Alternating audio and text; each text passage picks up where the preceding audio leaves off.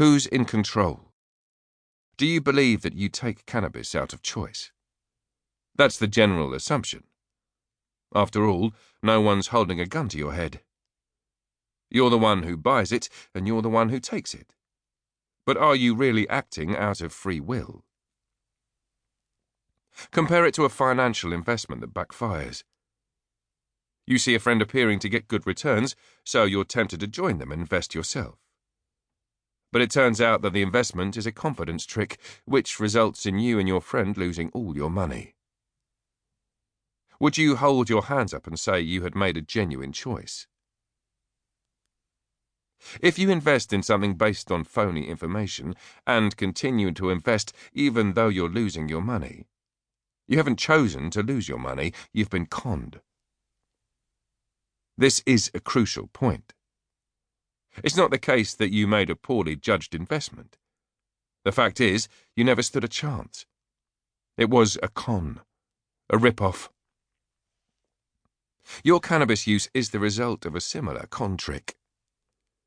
You made the decision to start using it, but that decision was based on flawed information. You continued to use it based on a combination of the same misinformation and addiction. Of course, you chose to have those first experimental joints. But how long ago was that? Years ago? Perhaps you were at an entirely different stage of your life. You were excited. It felt illicit. It felt sophisticated. It felt dangerous.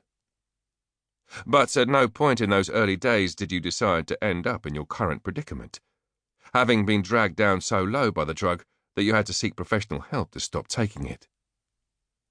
You're not listening to this book because cannabis has become a slight inconvenience to you, nor because it occurred to you that it might be nice to stop taking it. You chose to listen to this book because at some point, perhaps some time ago, you suddenly realized you're trapped. Yes, it was your decision to start using cannabis, but at some imperceptible stage you realized the reverse had become true. Cannabis was using you. In all honesty, you knew this fairly early on, but you brushed the thought aside. After all, you were convinced that you could take it or leave it, or at least that if you really wanted to stop taking it, you could. At what point did you decide that you would need to take cannabis several times a month, or every week, or more days than not, or even every day?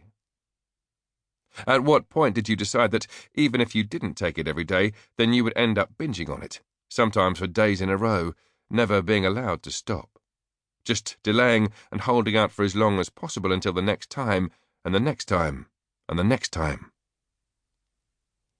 You didn't decide to become a cannabis addict, and you didn't decide that you would need to take it for the rest of your life.